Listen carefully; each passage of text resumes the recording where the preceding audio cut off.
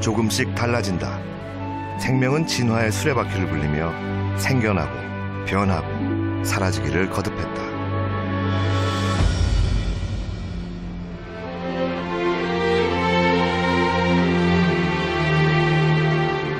지구가 지금과 같은 모습으로 만들어지기까지 수십억 년의 세월이 흘렀다.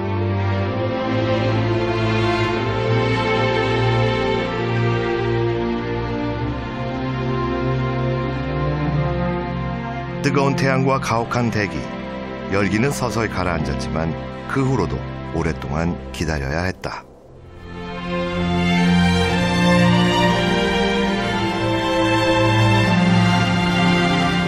드디어 나타난 생명. 시작은 단순했지만 우연한 기회와 과감한 선택으로 상상할 수 없을 만큼 다양한 모습을 만들어냈다.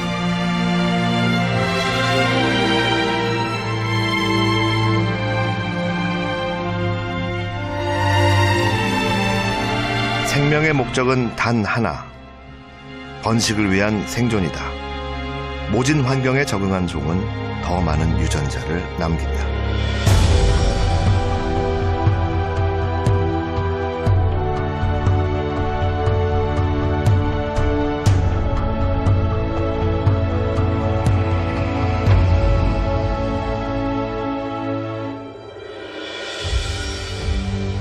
혼자 살아갈 수 있는 생명이 얼마나 될까? 먹고 먹히는 관계가 사슬처럼 엮여있다. 끊임없는 전쟁에서 살아남으려면 부단히 환경에 적응하고 변화해야 했다.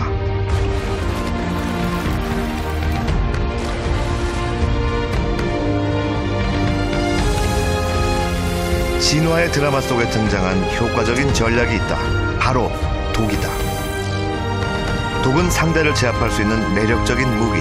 하지만 독을 갖는 데에는 값비싼 대가가 따랐다.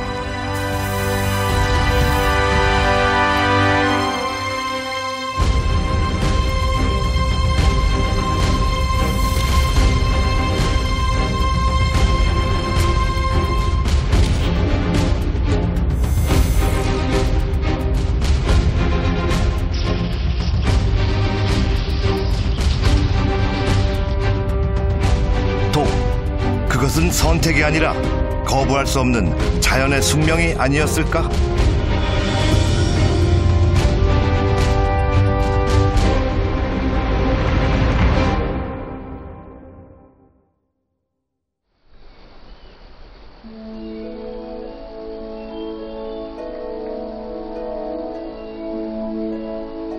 거대한 아메리카 대륙의 중심에 위치한 코스타리카. 경이롭고 신비한 원시의 숲이 이 작은 나라에 펼쳐져 있다.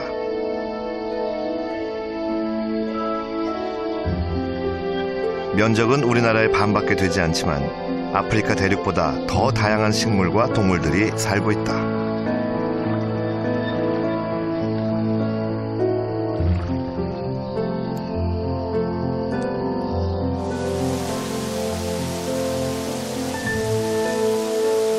비가 내린다. 생명의 에너지가 뿌려진다. 쏟아지는 비는 정글을 더 푸르고 울창하게 만든다.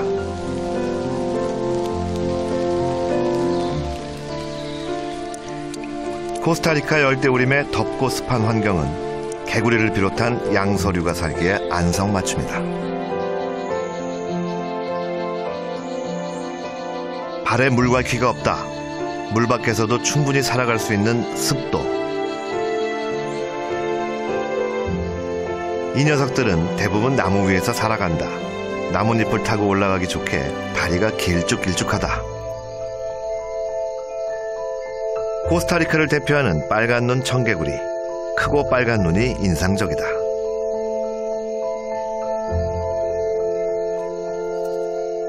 투명해서 속이 훤히 들여다보이는 유리개구리. 등은 주변의 색과 닮았지만 배에는 색소가 거의 없어 나뭇잎을 통해서도 심장 뛰는 것이 보인다. 개구리는 수많은 포식자의 먹잇감이다. 이 독특한 모습은 포식자의 날카로운 눈을 피하기 위함일까? 무성한 나뭇잎 사이로 간간히 들어오는 햇살.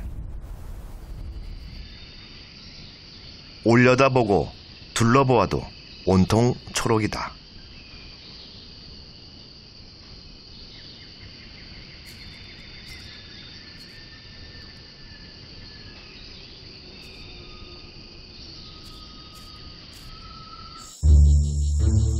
청바지에 빨간 후드티를 입은 듯 예사롭지 않은 패션. 녹색 세상에서 빨간색이라니 눈에 확 들어온다. 코스타리카 블루진이라 불리우는 이 녀석은 왜 이렇게 눈에 띄는 모습을 하고 있을까?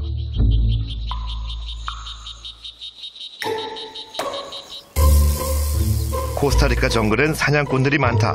호시탐탐 기회를 노린다.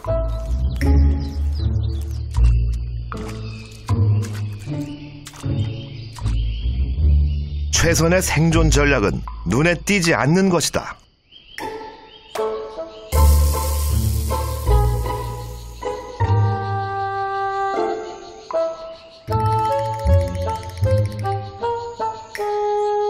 아무리 손톱만큼 작다고 해도 빨간색은 어디에 있건 찾아낼 수 있다. 포식자의 눈에 띄지 않으려고 보색으로 위장하는 것이 대부분의 개구리가 가진 생존 전략이다.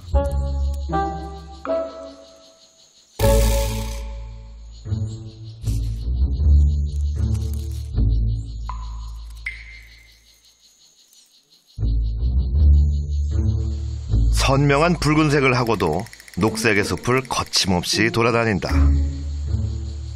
오히려 나를 봐달라는 듯 과시한다. 코스타리카 블루진은 왜 빨간색을 선택한 걸까?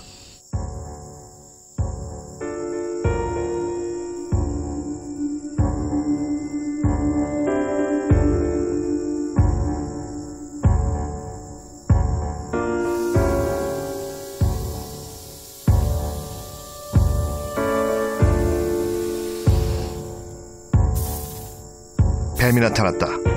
모든 감각이 사냥을 위해 발달한 능력자다.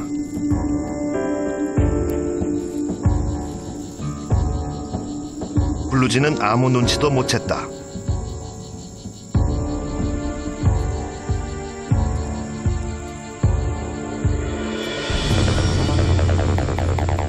추격이 시작됐다.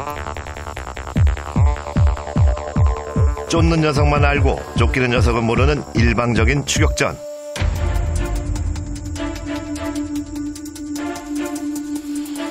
아무리 쉬운 사냥감이라고 해도 사냥꾼은 최선을 다하는 법이다.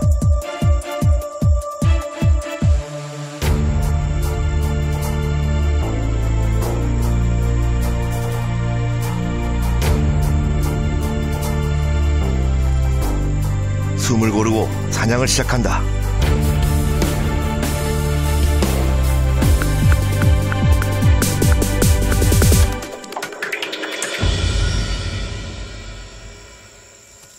다행히 아직은 무사하다. 사냥꾼이 어느새 눈앞에 나타났다.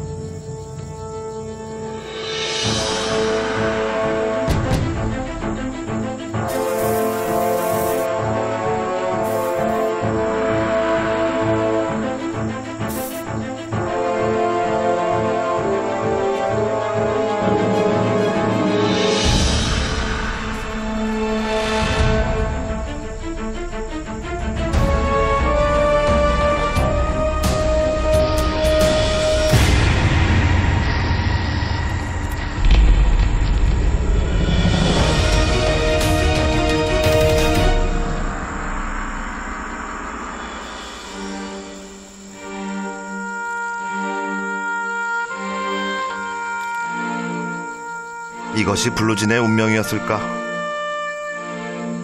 작은 사냥감에도 공을 들인 포식자는 여유롭게 승리를 맛볼 참이다.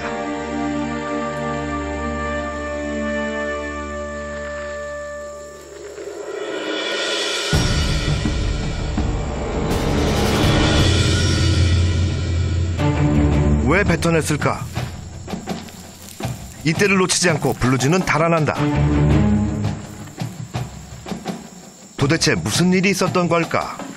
격렬하게 몸을 비틀며 고통스러워한다.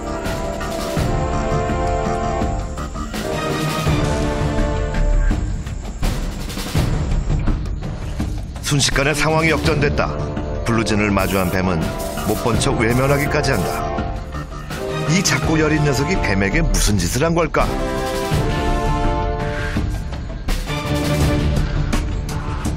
뱀의 입안에 들어갔던 그 순간 블루진의 반격이 시작됐다.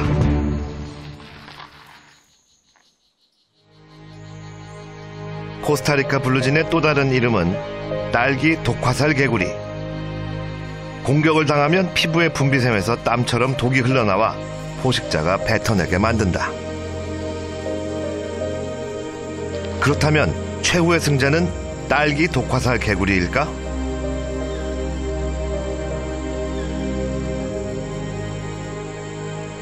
그렇지는 않다. 작고 약한 몸뚱아리. 뱀의 강한 힘을 견뎌내기엔 역부족이었다. 그렇다면 도대체 왜 딸기 독화살 개구리는 독을 가지게 된 걸까?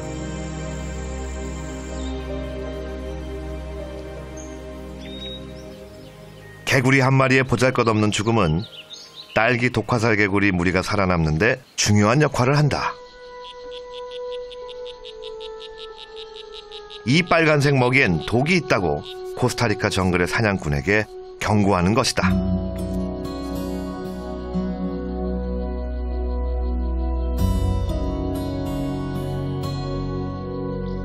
블루진의 반격을 경험한 뱀은 더 이상 딸기 독화살 개구리를 먹지 않는다. 이제 다른 블루진들은 조금 더 안전해졌다.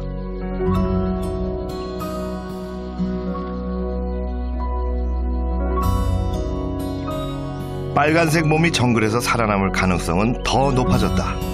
독을 저장할 수 있는 몸은 블루진의 운명을 결정한 자연의 선물이다. 그렇다면 딸기 독화살 개구리는 독을 어떻게 만들까? 바로 먹이다. 식물은 정도가 다를 뿐 대부분 독성을 지니고 있다. 코스타리카 정글 바닥에 쌓인 잎찌꺼기를 먹는 작은 곤충들 중에는 식물의 알칼로이드를 몸속에 저장하는 종들이 있다. 바로 흰개미나 딱정벌레 같은 것들이다.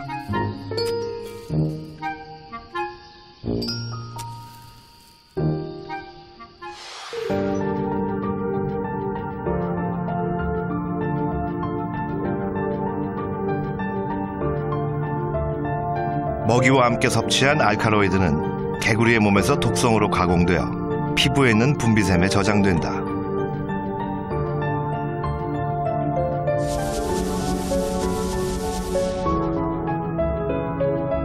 그리고 자극을 받을 때 저장해둔 독은 피부로 흘러나와 포식자를 공격한다.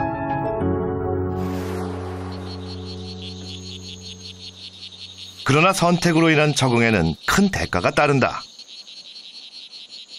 다른 개구리보다도 유난히 작은 몸. 딸기 독화살 개구리는 독을 얻고 크기를 포기했다.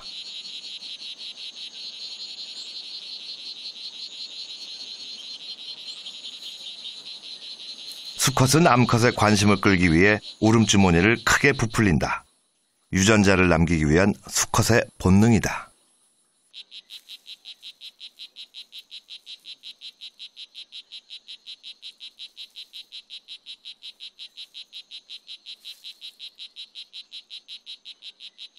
신방은 가운데 물 웅덩이가 있는 브로멜리아.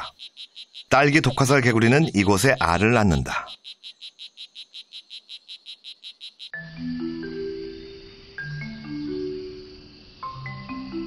습기가 많은 코스타리카 정글의 개구리들은 보통 나뭇잎에 알을 붙여놓는다. 암컷이 알을 낳고 수컷이 정자를 뿌리면 개구리 부모의 역할은 여기서 끝이다.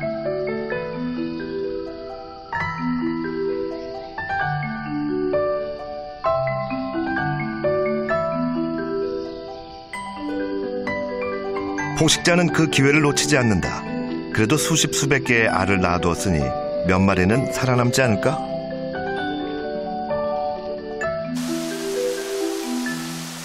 코스타리카 정글에 비가 내린다.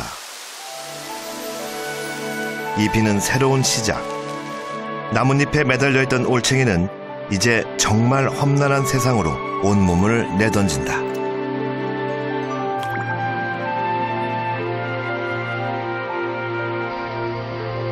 이 순간을 기다리는 이들이 있다. 그래서 약한 동물일수록 많은 양의 알을 낳아 최소한의 생존을 기대한다.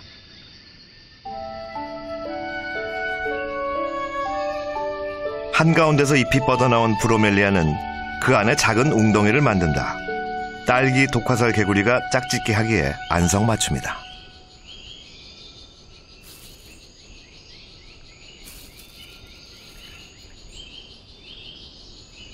독의 에너지를 소비하게 된 블루지는 몸집이 작다. 작은 몸으로 나올 수 있는 알은 한 번에 서너 개뿐. 소중한 알은 아비가 지킨다. 거미는 물론 다른 수컷이 와서 냉큼 먹어버리지 않도록 지키는 중이다.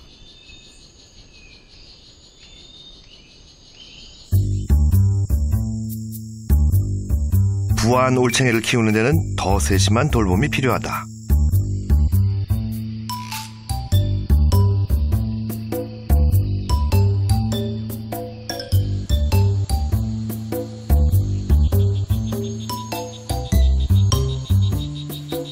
올챙이가 부화된 것을 확인한 수컷은 암컷에게 신호를 보낸다. 이제부터 육아 담당은 어미다. 올챙이를 등에 업었다. 이제 안심하고 새끼를 키울 수 있는 육아방을 찾아 나선다.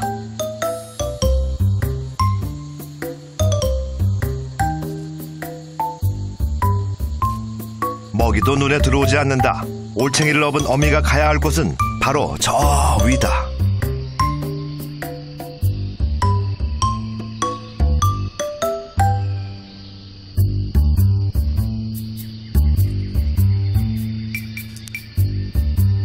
나무에 매달린 브로멜리아로 올챙이를 옮겨야 안심이다. 하지만 빗물만 고여있는 브로멜리아엔 먹이가 없다. 어미는 무정란을 낳아 올챙이를 먹이고 키운다.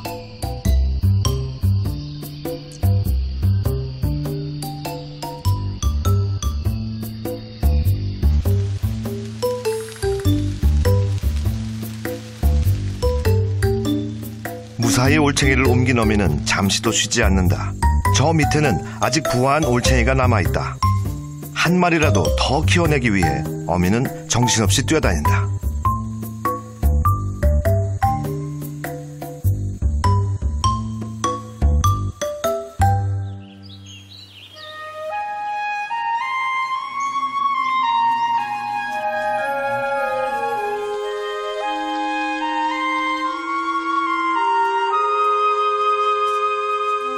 잠시도 쉬지 않는 정글.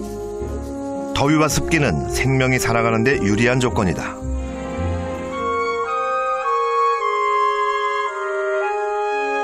올챙이가 부화한 지 어느새 2달이 흘렀다. 부모를 쏙 빼닮은 빨간색이다. 어미가 저를 업고 힘겹게 올라온 길을 기억하는 걸까?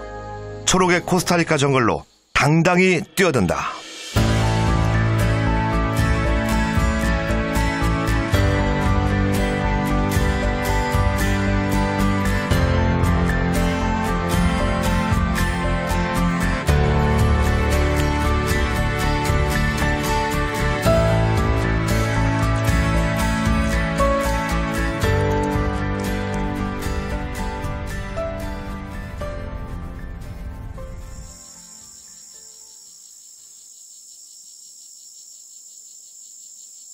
나무 밑에서 뱀이 햇볕을 쬐고 있다.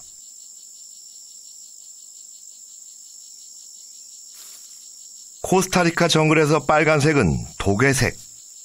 이곳에 사는 뱀들은 굳이 위험을 무릅쓰려 하지 않는다.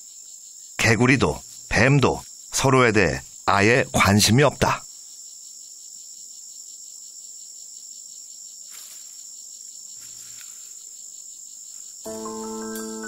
그런데 왜 쫓아가는 것일까?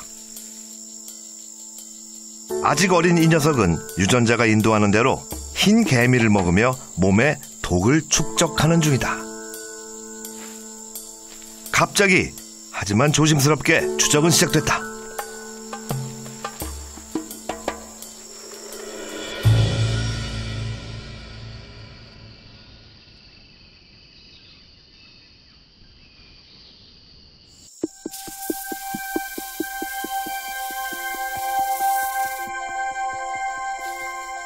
뱀과 마주쳤지만 아무 신경을 쓰지 않는다. 그런데 뱀이 자꾸 관심을 갖는다. 독이 있는 녀석을 굳이 따라다닌다.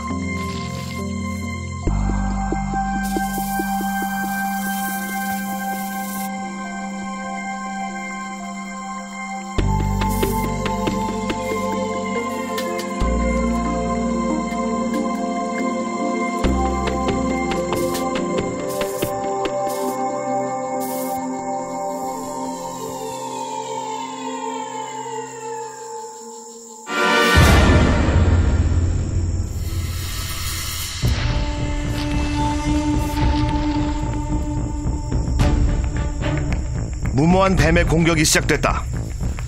독이 있는 블루지는 입안을 마비시키기 때문에 삼키는 건 불가능하다.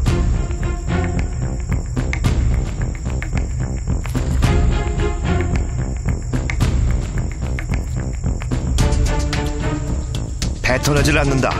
삼킨다. 딸기 독화살 개구리의 독이 무용지물이 됐다. 코스타리카 정글에 사는 갈색 대부리 뱀은 딸기 독화살 개구리의 독에 적응했다. 드디어 블루진의 천적이 등장한 것이다.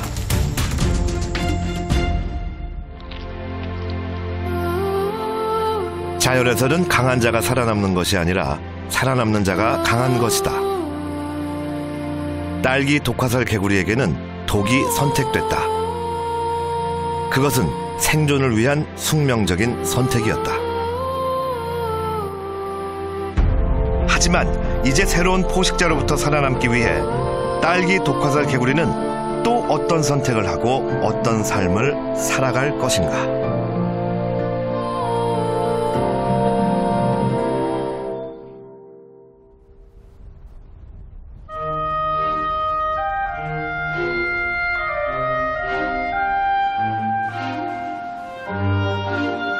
바다에서 시작된 생명체는 아주 단순한 박테리아였다. 그러나 6억 년 전 처음 지구에 등장한 해파리는 그야말로 획기적인 구조의 다세포 동물이었다.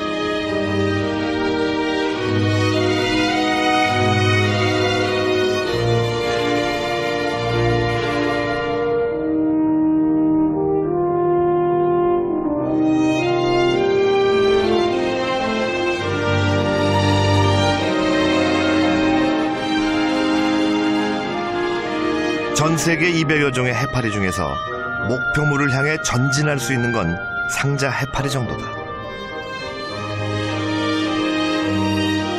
쉬지 않고 움직여도 조류에 따라 이리저리 떠다녀야 하는 신세. 변덕스러운 바다, 그 혹독한 환경 속에서 6억 년 전의 모습을 그대로 간직한 채 살아왔다. 단순한 구조를 가지고도 해파리는 유연하게 버텨왔다.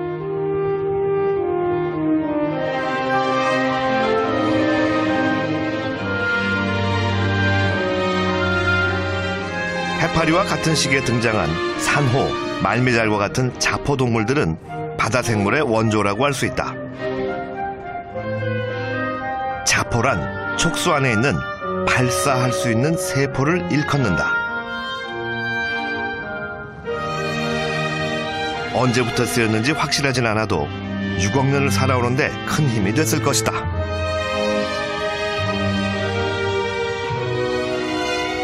독성 생물이라면 왠지 아무도 접근할 것 같지 않지만 산호 주변은 다양한 생물들로 북적인다.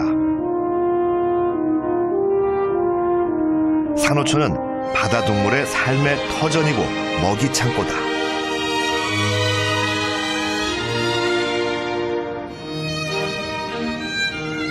바다의 꽃이라 불리우는 말미잘에게 촉수는 먹이를 사냥하는 도구다. 촉수 끝에 자포가 몰려있는데 독성이 강할수록 끝부분의 색이 화려하고 짙다.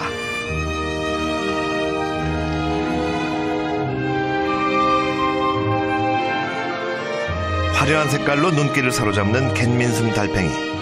자포동물에게 고마워해야 할 녀석들이다.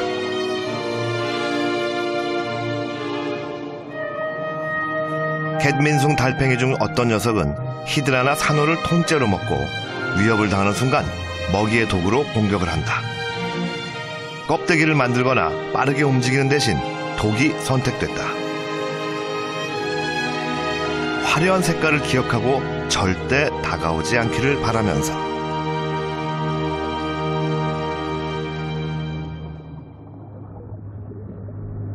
갓 부분이 네모난 모양을 한 상자 해파리.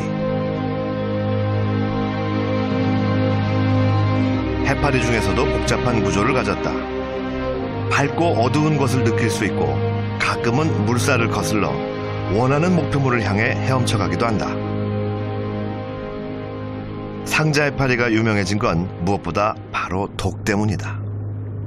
독성이 워낙 강해 바다의 말벌이라고 불리운다. 상자 해파리는 왜 이렇게 강한 독을 갖게 되었을까? 바로 먹이 때문이다. 물고기다. 아무리 상자 해파리가 추진력이 있어도 물고기를 쫓기엔 턱없이 부족하다. 파도에 밀려 물고기의 닿기를 기다리고 또 기다린다. 드디어 기회가 왔다.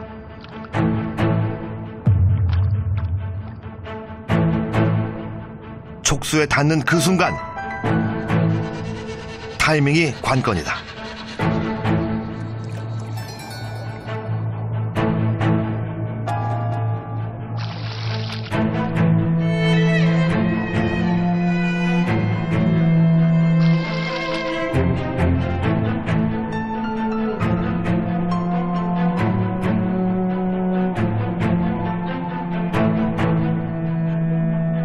고작 2초나 걸렸을까? 물고기는 이미 마비됐는지 움직이지 않는다. 하지만 안심할 순 없다. 다시 정신을 차렸을 땐 더 강하게 저항할 수 있다.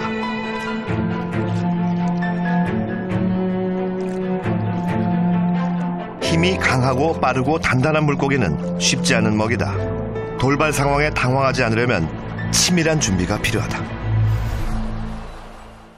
해파리의 촉수에는 캡슐처럼 생긴 자포세포가 있고 그 안에 꼬여있던 가시세포가 세포를 관통하는 순간 독을 흘려보내 퍼지게 만든다. 해파리의 독은 튜브 형태의 가시세포 내부에서 만들어진다.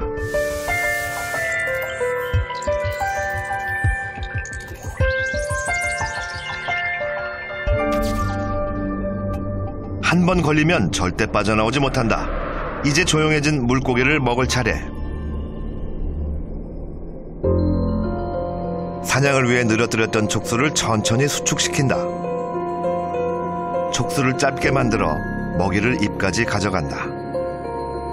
다른 해파리보다 사냥의 기술은 뛰어나지만 먹는 방법은 역시 단순하다. 입으로 먹고 소화가 되면 입으로 뱉는다.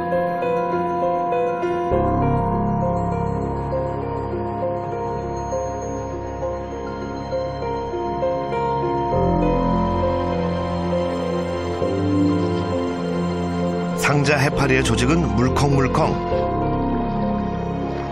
조금만 충격을 받아도 쉽게 찢어질 수 있다. 물고기가 온 힘을 다해 단단한 몸을 뒤틀면 오히려 촉수를 끊어버릴 수도 있다.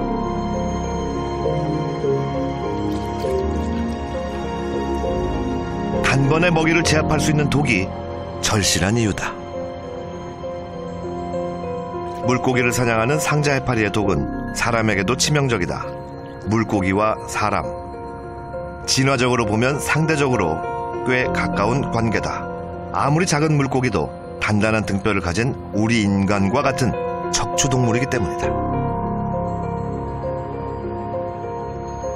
상자 해파리의 독은 먹이인 척추동물에게 효과적으로 작용하도록 진화했다. 따라서 물고기와 진화적으로 가까운 사람에게도 그 독성이 치명적으로 작용하는 것이다.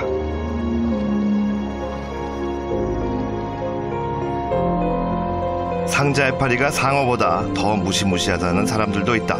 하지만 파도가 치는 대로 조류가 흐르는 대로 떠다니다가 본능적으로 자포를 쏠 수밖에 없는 상자 해파리에게 죄를 물을 수 있을까?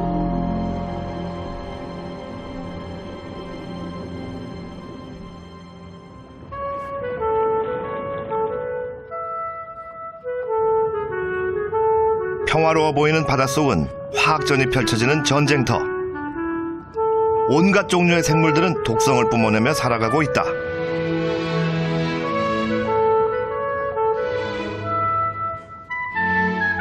넓고 깊은 바닷속에는 우리가 아는 것보다 모르는 것들이 훨씬 많다. 인류가 살아가는 동안 바다에 사는 생명체를 얼마나 더 알아낼 수 있을까?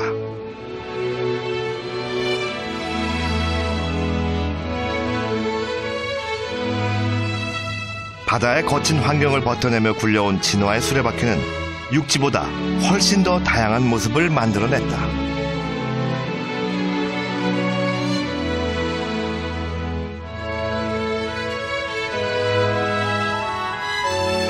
바다에서 시작한 생명은 육지로 진출했다.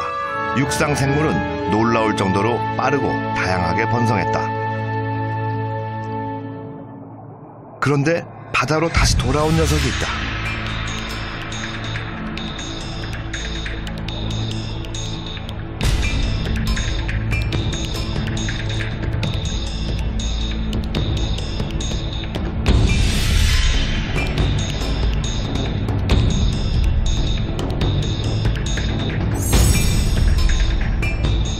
바다 뱀이다.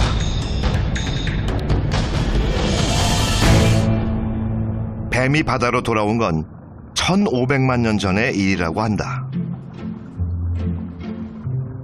그때 어떤 일이 있었던 걸까?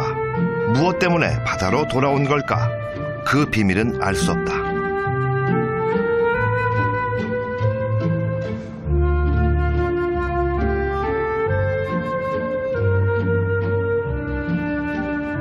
매끄러운 움직임, 바닷속이 자연스럽다.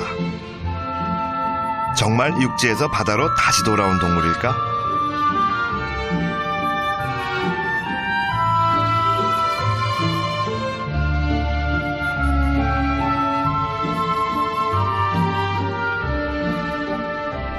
(1500만) 년의 세월 동안 바다뱀은 물속 생활에 적응해왔다. 매끈한 비늘, 물의 저항을 적게 받을 수 있게 땅에 사는 뱀보다 비늘이 매끈하다.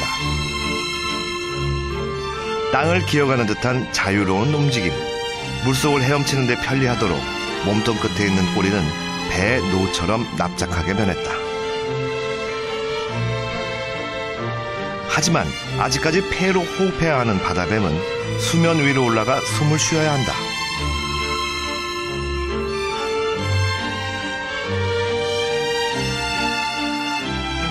순식간에 숨을 쉬고 다시 바닷속으로. 바다 위를 나는 새들의 공격이 두렵기 때문이다. 1시간에 한 번은 물 위로 올라가 숨을 쉬어야 한다. 하지만 사냥이라도 할라치면 20분 만에 한 번 정도는 호흡이 필요하다.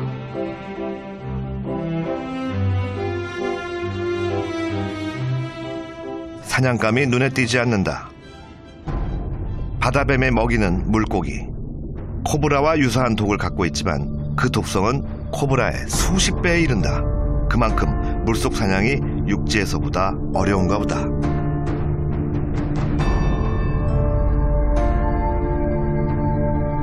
우연한 기회, 바다뱀은 바다에서 살아남았다. 그 선택이 어리석었다고 말할 수 있을까? 진화에는 정답이 없다.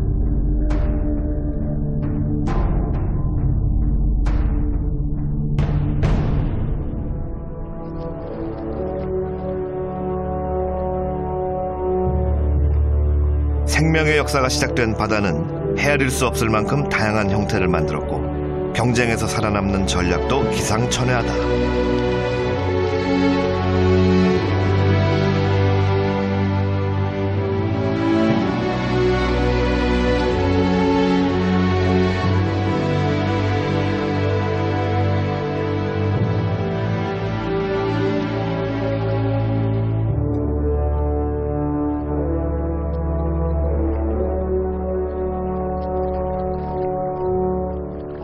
어떤 생명은 살아남고 어떤 생명은 사라진다.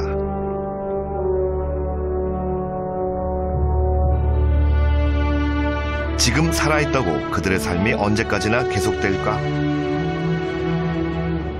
새로운 경쟁자가 나타나고 환경이 변하면 지금까지와는 또 다른 선택이 적응이 필요하다.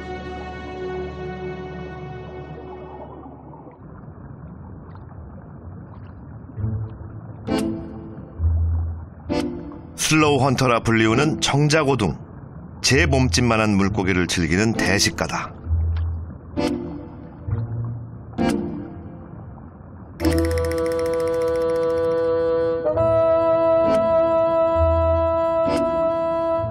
이런 느린 움직임으로 도대체 어떻게 사냥을 할까? 쑥 나와 있는 수관으로 물을 빨아들여 먹이의 냄새를 맡는다. 갈매기 머리처럼 보이는 건 자루눈이다. 눈이라지만 빛을 느낄 수 있는 정도. 빠르게 움직일 수 없는 청자고둥은 밤을 기다린다.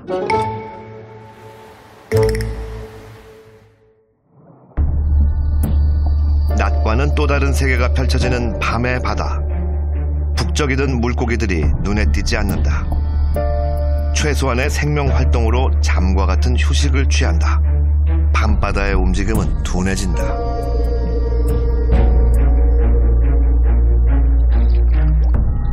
지금이다. 사냥감이 스스로 찾아왔다. 청자고등은 수관을 마치 더듬이처럼 뱀의 혀처럼 내밀어 사냥감의 위치를 파악한다. 그리고는 벌어진 입에서 길쭉한 대롱이 나온다. 물고기의 위치를 감지할 수 있는 감각은 오직 냄새뿐이다.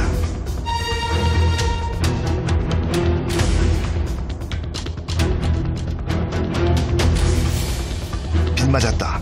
그런데 뭐가 나온 걸까?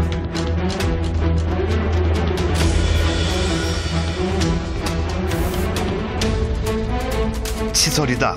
청자고등에게는 작살 모양의 치설이 있고 몸에는 독을 만드는 방이 있는데 사냥감을 만나면 독을 분비한다. 그리고 작살처럼 변형된 치설을 독과 함께 발사한다.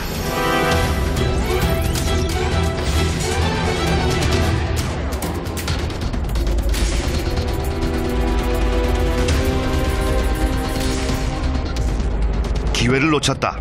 청자고등의 조주는 눈 가리개를 하고 화살을 쏘는 것과 같다. 둔해진 물고기라도 명중시키는 것은 어려운 일이다.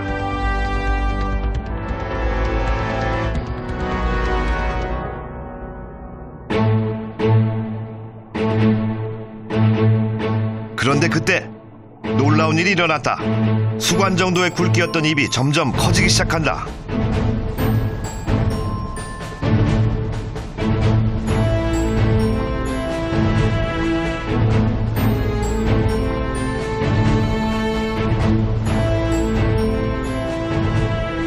입을 커다란 주머니처럼 벌려 감싸 안는다. 독이 아닌 감싸기로 사냥을 마무리한다. 상관없다. 물고기를 먹을 수 있다는 것, 그것이 살아남는 데에는 중요하니까.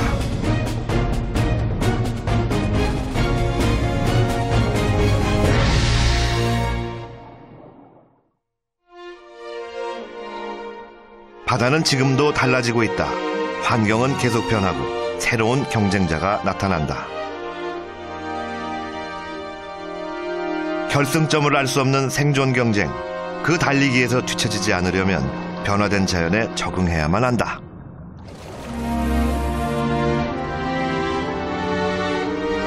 생명의 바다가 만들어내는 자연 선택, 이들은 또 어떤 대가를 치르고 어떤 진화를 이루어낼까?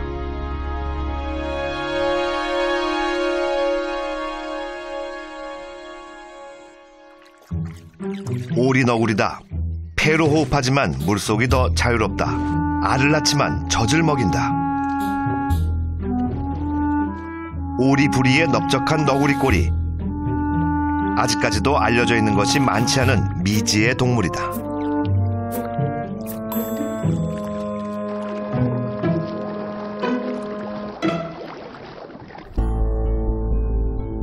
오스트레일리아가 처음부터 고립된 대륙은 아니었다. 4,500만 년 전 남극 대륙에서 분리된 오스트레일리아는 북쪽으로 이동하면서 현재 위치에 자리를 잡았다. 날씨가 더워지고 건조해지는 극적인 변화, 주변으로 이동이 불가능한 환경. 이때부터 그들만에 고립된 진화의 드라마가 시작됐다.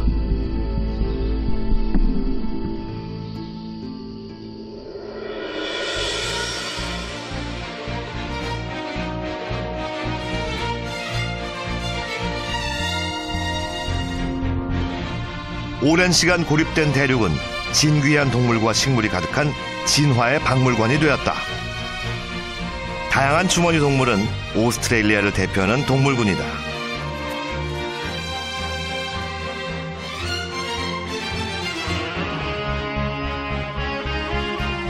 곰처럼 걸어다니지만 겁이 많은 원뱃도, 나무에서 살아가는 코알라도 모두 주머니 동물.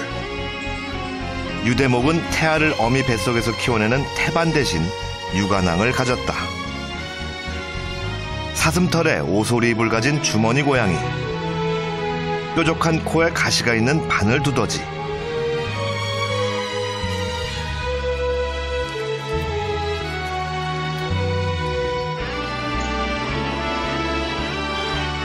(70만 년) 전 급격한 건조 기후와 빙하기를 겪은 오스트레일리아의 환경에 파충류는 포유류보다 훨씬 더 유연하게 적응했다. 사자보다 훨씬 적게 먹고도 생존이 가능한 악어는 대를 이어 오스트레일리아에서 번성했다.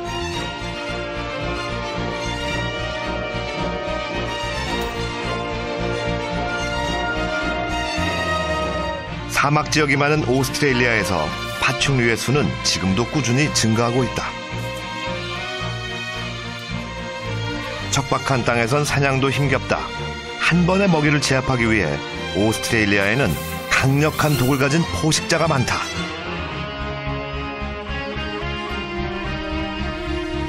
평평한 대지, 영양분이 부족한 토양. 이 가혹한 환경은 다른 대륙에서는 볼 수 없는 독특한 생태계를 만들어냈다.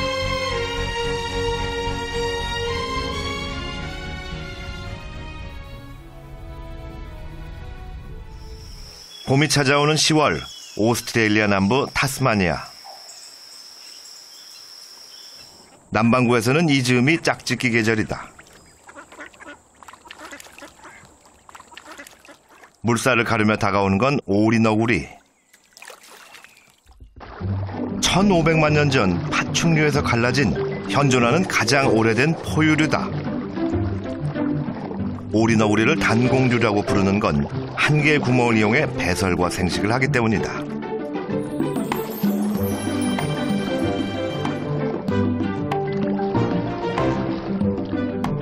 오리너구리는 지금 사냥 중이다.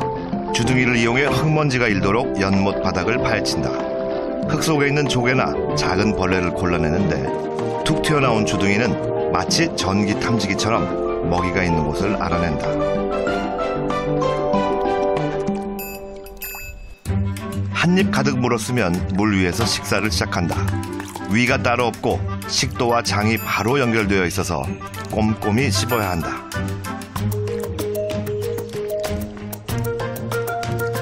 잠수를 시작할 땐 피부 주름으로 눈과 귀를 덮어 물이 들어가지 않게 하고 콧구멍도 꽉 닫아둔다. 덕분에 꽤 오랫동안 물속을 누비고 다닌다.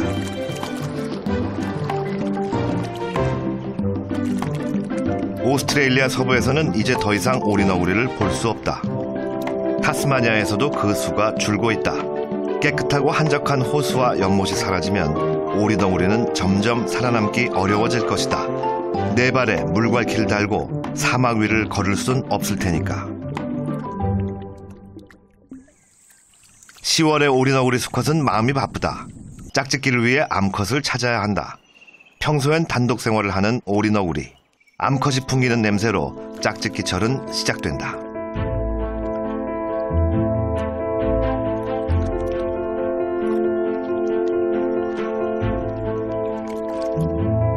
다행히 이 녀석은 짝이 있다.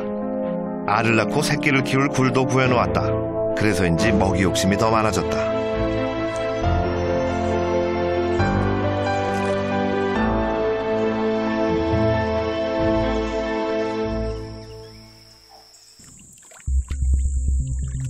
누구일까? 분주한 모습을 보니 암컷의 냄새를 맡고 찾아온 또 다른 수컷이다.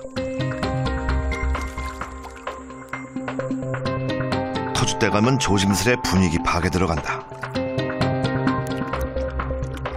절대로 암컷을 뺏길 수는 없다.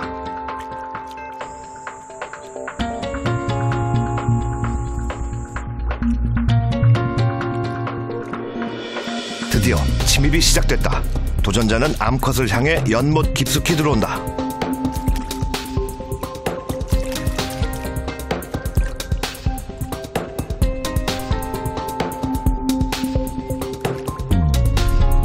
이대로 암컷을 침입자에게 뺏기고 말 것인가? 오리너구리 수컷들은 무엇으로 승부를 낼까?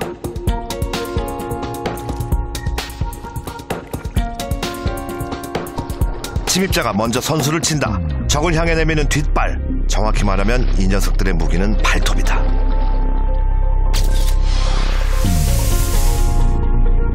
오리너구리 수컷에게는 며느리 발톱이 있다.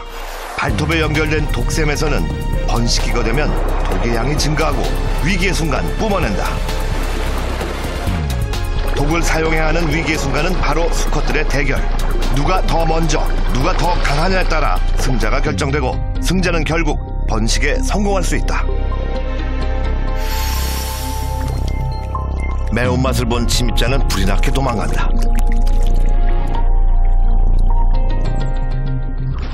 연못에는 다시 평화가 찾아왔다. 오스트레일리아의 10월은 만물이 약동하는 봄, 새로운 생명을 만들어내기 위해 분주한 계절이다. 모든 생물은 자신의 닮은 꼴을 만들어내려 한다. 자신의 DNA를 남길 수 있다면 어떤 선택도 두려워하지 않는다.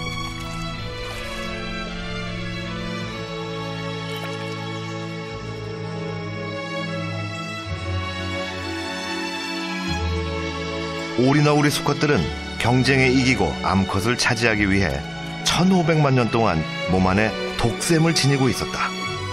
번식에 성공하기 위한 거부할 수 없는 전략이었다.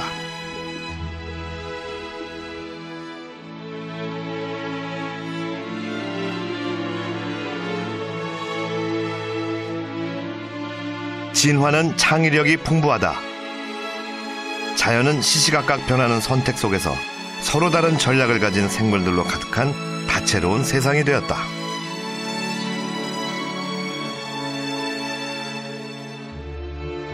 아주 오래전 독을 가진 생명이 나타났다. 놀랍고 획기적인 선물이었다. 독이 없었다면 그들이 지금까지 살아남을 수 있었을까? 모든 선택과 적응에는 값비싼 대가가 따른다. 독, 그것은 생존을 위한 숙명적인 자연의 선택이었다. 강한 자가 살아남는 것이 아니라 살아남는 자가 강한 것이다. 하지만 자연에는 영원한 강자도 영원한 생존자도 결코 존재할 수 없다.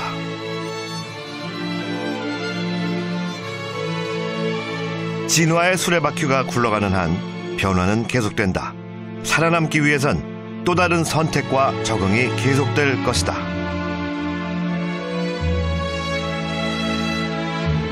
그래서 지구는, 생명은, 독의 생태계는 날마다 조금씩 달라지고 있다.